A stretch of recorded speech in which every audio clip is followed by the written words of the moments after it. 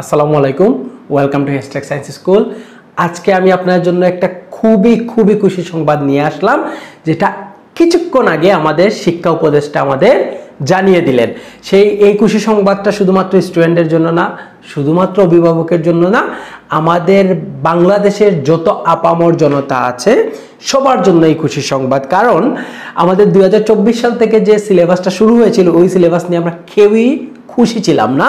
Even আমাদের যে recently যে আন্দোলনটা হলো, যেটাতে হচ্ছে 34শে জুলাই আমরা বিজয় লাভ করলাম, ওইটাতেও অনেকেই আমরা মাঠে ছিলাম শুধুমাত্র এই সিলেবাসটা চেঞ্জ হবে, আওয়ামী স্বৈরাচারী সরকার যদি চলে যায় তাইলে আমাদের সিলেবাসটা চেঞ্জ হবে, এই চাওয়াতেই আমরা অনেকেই মাঠে ছিলাম।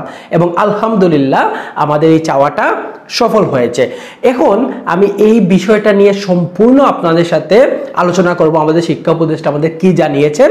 তার আগে আপনি যদি আমার চ্যানেলে নতুন হয়ে থাকেন, অবশ্যই আমার চ্যানেলটা সাবস্ক্রাইব করে দিবেন এবং শেয়ার করে বন্ধুদের মধ্যে ছড়িয়ে দিবেন।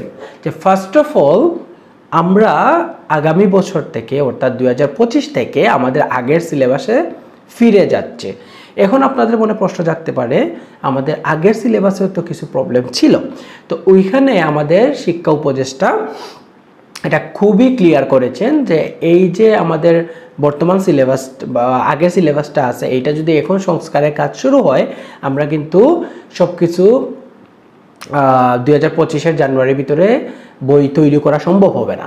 যার কারণে ওই সিলেবাসে আপাতত ফেরত যাওয়া হচ্ছে, কিন্তু 1 বছরের ভিতরে তারপর আবার অনেক গবেষণা হবে, গবেষণা হয়ে যেখানে সংস্কার প্রয়োজন 2026 সাল থেকে আমরা পরিপূর্ণ নতুন একটা সিলেবাস আমরা পাবো ইনশাল্লাহ।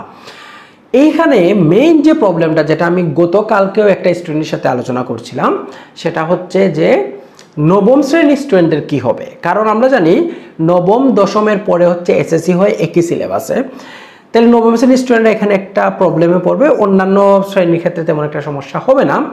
তো নবম শ্রেণীর স্টুডেন্টদের ক্ষেত্রে শিক্ষা উপদেষ্টা এখানে ক্লিয়ার করেছেন যে যেহেতু এটা আমাদেরও প্রশ্ন ছিল, যেহেতু এইচএসসিতে গিয়ে একটা স্টুডেন্টকে সায়েন্স পড়তে হবে, এবং আমরা যারা সায়েন্সের স্টুডেন্ট বা কমার্সের যে ব্যাকগ্রাউন্ড থেকে আসো, আমি যেহেতু সায়েন্সের স্টুডেন্ট ছিলাম, আমি সেটা ভালো করে ক্লিয়ার করতে পারবো।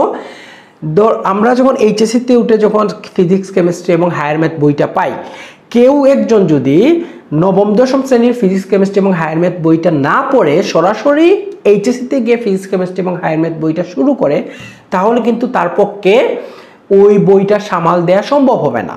তো সেই জন্য যারা নবম থেকে দশম শ্রেণীতে এই বছর উঠবে, তাদের ক্ষেত্রে তারা কিন্তু দশম শ্রেণীতে উঠে সায়েন্স, আর্টস এবং কমার্স তারা কি করবে, চুজ করবে। কিন্তু যেহেতু তারা 1 বছরের অলরেডি চলে যাবে, 1 বছরের ভিতরে পুরো সিলেবাসটা তাদের কভার করা সম্ভব না, তার জন্য যে টপিকগুলা বা চ্যাপ্টারগুলো ইম্পর্টেন্ট, ওই চ্যাপ্টারগুলো রেখে আবার নতুন করে সিলেবাস দেওয়া হবে, যেটা আমরা দেখেছি 2021, 22, 23 সালের স্টুডেন্টদের ক্ষেত্রে রিভাইজ হয়ে শিথিল করে তাদের একটা সিলেবাস দেওয়া হবে। তবে এইটা আপনারা নিশ্চিত থাকেন, যারা 9 থেকে 10-এ উঠবে তারা কিন্তু 10-এ উঠার পরে সায়েন্স, আর্টস এবং কমার্স ভাগ করবে।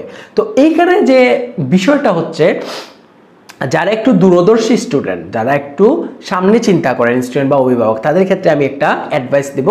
সেটা হচ্ছে, এখন থেকে আপনারা যে গ্রুপ বা সাবজেক্ট চুজ করবেন, কথার কথা আপনি ধরেন মিস্টার এক্স সায়েন্স নিল বা মিস্টার ওয়াই কমার্স নিল, আপনি যে সাবজেক্টটি নেবেন 10-এ উঠে আপনি এখন চিন্তা করতেছেন, ওই সাবজেক্টের পড়া অলরেডি এখন থেকে শুরু করে দেন। আপনার কিন্তু অগাস্ট অলরেডি চলে গেছে, সেপ্টেম্বর, অক্টোবর, নভেম্বর, ডিসেম্বর 4 মাস আছে।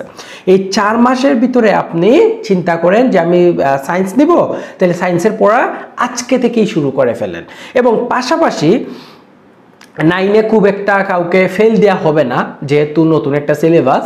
সো ওই পড়াটাও আপনি চালাবেন কিছুটা, যতগুলো প্রয়োজন হয়, কারণ ওইখানে হচ্ছে গ্রেড বা জিপিএ তেমন একটা ম্যাটার করে না। এবং আপনার মেইন ফোকাস থাকবে আপনার সায়েন্স, আর্টস বা কমার্স যে সাবজেক্ট আপনি নেবেন, ওই সাবজেক্টের পড়া আজকে থেকে শুরু করেন। বই কালেক্ট করেন, বই কালেক্ট করা কোনো বিষয় না, অথবা পিডিএফও আপনি ডাউনলোড করতে পারবেন। যেভাবেই হোক আপনি শুরু করে ফেলেন। এবং যদি আমার কথা ক্লিয়ার না হয়, আমি এখন আমাদের যে শিক্ষা উপদেষ্টার বার্তাটা আছে ওই বার্তাটা আমি এখন আপনাদের উদ্দেশ্যে প্লে করতেছি। এগুলো আমাদের উপযোগী না। এটা এই শিক্ষাক্রম এগুলো বিদেশি ধ্যান ধারণা থেকে হঠাৎ করে আনা হয়েছে। আমাদের যেই শিক্ষকদের যে যোগ্যতা এবং আমাদের যেই শিক্ষণ পদ্ধতি, সেখানে এটাকে বাস্তবায়ন এই মুহূর্তে সম্ভব না। এ কারণে আমরা ন্যূনতমভাবে আগের শিক্ষাক্রমে যেখানে শিক্ষণ পদ্ধতিও ছিল, আবার পরীক্ষার ব্যবস্থা ছিল, সেটাতে আপাতত সেই পাঠ্যক্রমগুলো, সেই পাঠ্যপুস্তকগুলো আবার ফিরিয়ে আনছি। যারা ইতিমধ্যে নতুন পাঠ্যক্রমে ঢুকে গেছেন তাদের কোনো অসুবিধা হবে না। আমি নবম শ্রেণীর কথা বলছি। ক্লাস দশম শ্রেণীতে এসে দ্বাদশ শ্রেণী পর্যন্ত আগের সেই যে বা বিভিন্ন বিভাগ আছে, বাণিজ্য বিভাগ, মানবিক বিভাগ এবং বিজ্ঞান বিভাগ, এটাতে ফিরে যাচ্ছে। এটা ফিরে যাচ্ছে এই কারণে আমাদের অনেক দিনের অভিজ্ঞতায় আমরা দেখেছি যে এটাতে যদি বা নবম দশম শ্রেণী থেকেই তাদেরকে বাছাই করার সুবিধা দেওয়া না হয়, এটা হলো বাছাই করা, পরবর্তী যে বিষয়গুলো পড়বে বাছাই করা, পরবর্তীতে তারা মানবিক থেকে অন্য বিভাগে চলে যেতে পারে কলেজে এসে, কারণ সেভাবেই বাছাইয়ের ব্যবস্থা আছে।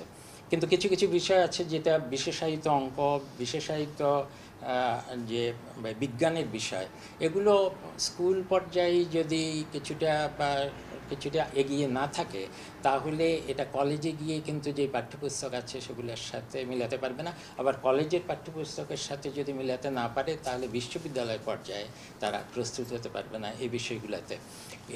এটা মানে এই নয় যে আমরা কোনো একটা শিক্ষাক্রমকে বাতিল করে দিচ্ছি, আরেকটা শিক্ষাক্রমকে গ্রহণ করছি, তা না। এটা হলো এখন আমাদের সময় নাই, সেজন্য আমরা এই ব্যবস্থাগুলো করছি।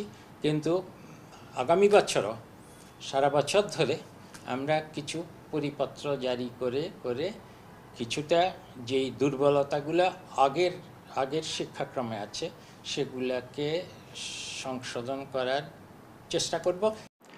আপনারা এতক্ষণ আমাদের শিক্ষা উপদেষ্টার বক্তব্যটা দেখলেন। তারপরেও যদি আপনাদের মনে কোনো প্রকার কিঞ্চিত কোনো ডাউট থেকে থাকে অবশ্যই কমেন্ট বক্সে জানাবেন। আমি ইনশাল্লাহ সর্বোচ্চ ট্রাই করব আপনাদের সব ডাউট ক্লিয়ার করে দেওয়ার জন্য। ততক্ষণ পর্যন্ত ভালো থাকেন, সুস্থ থাকেন। ধন্যবাদ সবাইকে। আসসালামু আলাইকুম।